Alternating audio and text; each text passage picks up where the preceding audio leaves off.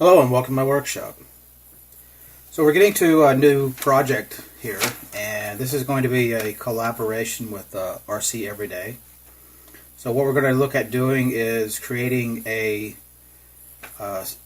cab and a radiator along with a chassis rail, and send that to RC Everyday, and then he will put the motor and finish up the axles, the suspension, and all the painting over on his channel. So it should be a lot of fun. It's not something I typically do, is get into hot rods or rat rods, or even doing a lot of the weathering type stuff. So it'll be interesting to see what he comes up with. So I'm pretty sure that's the route this will take. Most of my builds, as you've probably seen, have always been freshly painted and look like they come up, like they're brand new off showroom floor, no rust anywhere.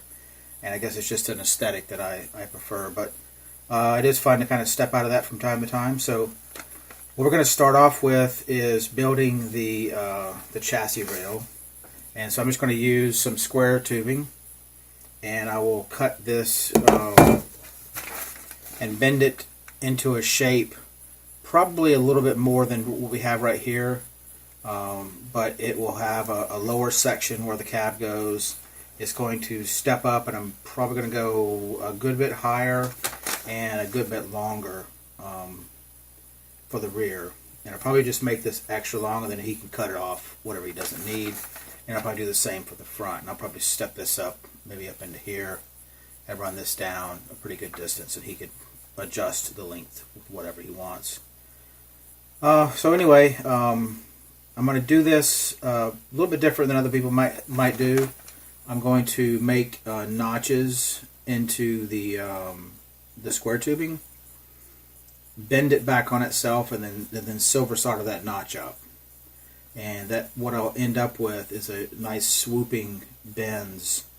And once you grind that back, you won't even really be able to see the seam. So I'm going to try that out, see how that works. I've done that recently on a bumper for the Cherokee Chief build, and that thing turned out really good. So we'll see if we can come up with something similar here, and it should be a good fun project. So let's get started.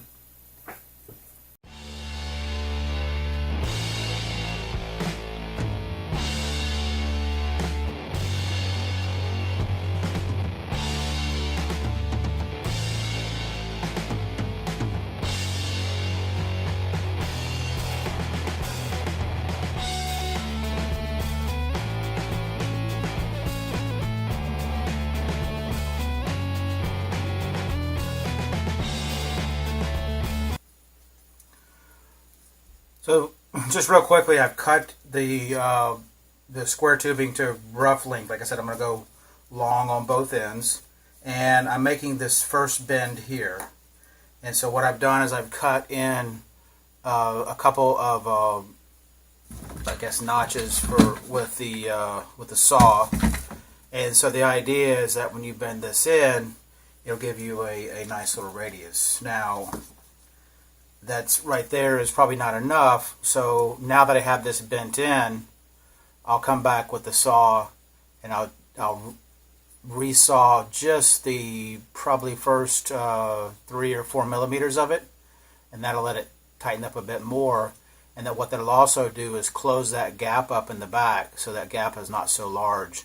I'll have to fill that with the silver solder.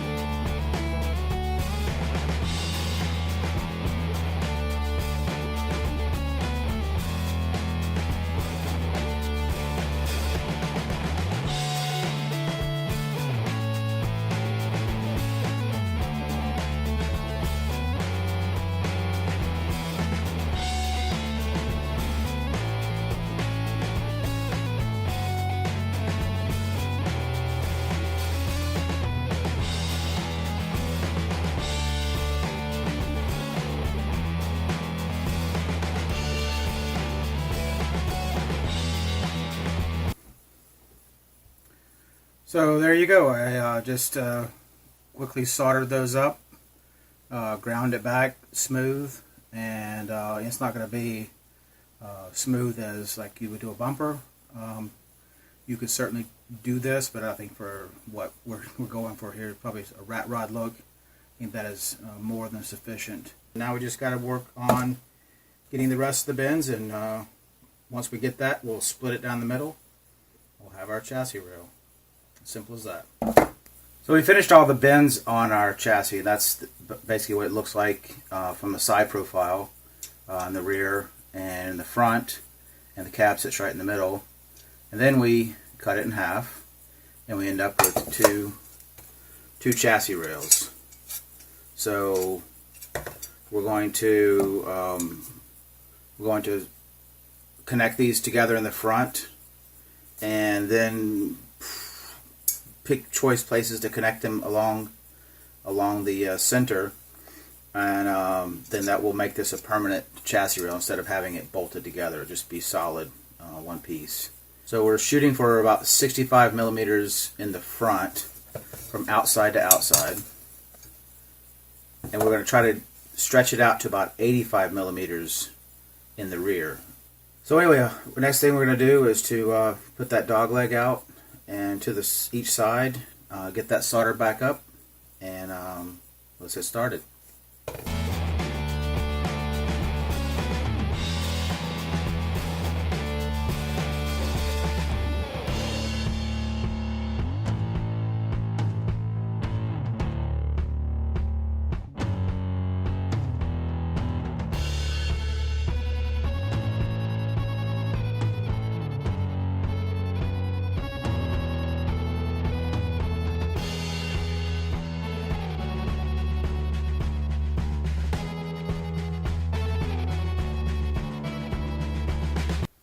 Okay, so what I've done is taken the chassis rail we bent up earlier. Now I'm going to try to connect it together. So I just took a piece of this chassis rail and split it down the middle, on a diagonal that is, and made a few notches at the end. And so the idea is this will slip right in to the end of the channel, and I'll solder that up, get it nice and square. What I'm going to do is either take a piece of this and run it across. Probably take a piece of this because of the strength, and I'll just have to notch it similarly as I've done here so it fits in. And what that'll do is that'll give me the support underneath for the top, and then I'll just have to come back with some kind of a little small piece and solder that in on the bottom.